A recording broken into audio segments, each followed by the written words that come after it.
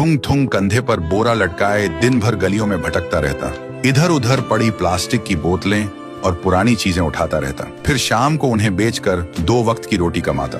थुंग थुंग अपनी बीवी और बच्चे के साथ एक टूटी हुई झोपड़ी में रहता था।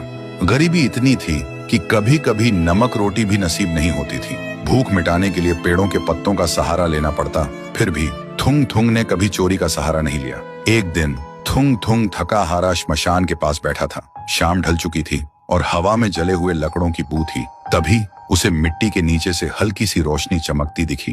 वह धीरे से उठा और मिट्टी खोदने लगा।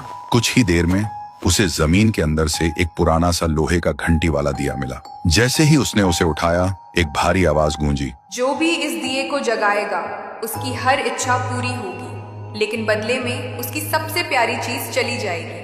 थुंग थुंग का दिल जोर जोर से धड़कने लगा। वह मन ही मन सोचने लगा, सबसे प्यारी चीज मतलब क्या?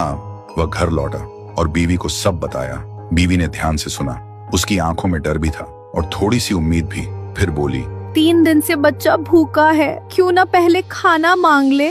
थुंग थुंग ने कांपते हाथों से दिया जलाया और धीरे से बोला, हे दिए, मेरे भूखे बच्चे के लिए अनाज दे दो, बस पेट भर खाना दे दो। अचानक पूरी झोपड़ी अनाज और रोटियों से भर गई। बीवी खुशी से रो पड़ी। लेकिन उसी रात थुंग थुंग ने देखा उसका बच्चा चुपचाप कोने में बैठा है और उसे पहचान नहीं रहा। सुबह तक बेटा उसका नाम भूल चुका था।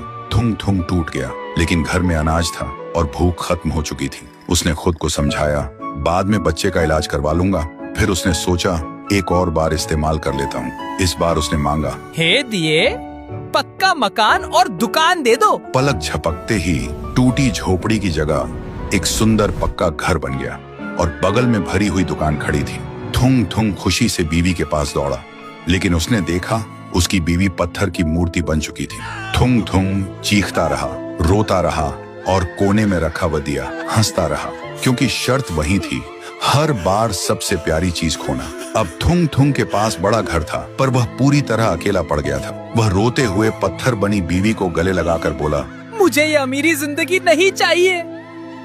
मेरी बीवी और बच्चे को पहले जैसा कर दे, भले ही हम भूखे रहें। दिए की हंसी अचानक रुक गई। एक तेज रोशनी हुई।